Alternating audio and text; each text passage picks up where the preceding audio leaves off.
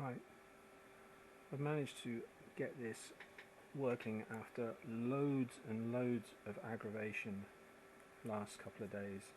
Just bizarre scenarios that you just wouldn't believe. Managed to match the transistors reasonably well for the NPNs and PNPs I have available, but literally I just had so much gain mismatch between each channel, and just swapping components over and obviously making better connections on the breadboard, and it started to work. It's just mind-bending the amount of aggravation that you can go through. But anyway, now that it's running okay, it can run as low as 5 volts actually.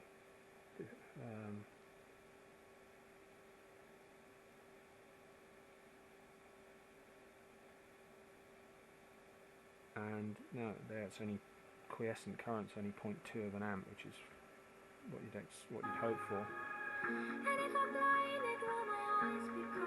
Very hissy, very high end. Can't work out where I'd put the volume control, so there's no point building it yet. Well, I might, just for the heads, because it took me so long, I might.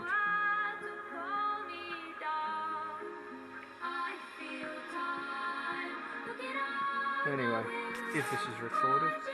So both channels are about equal now.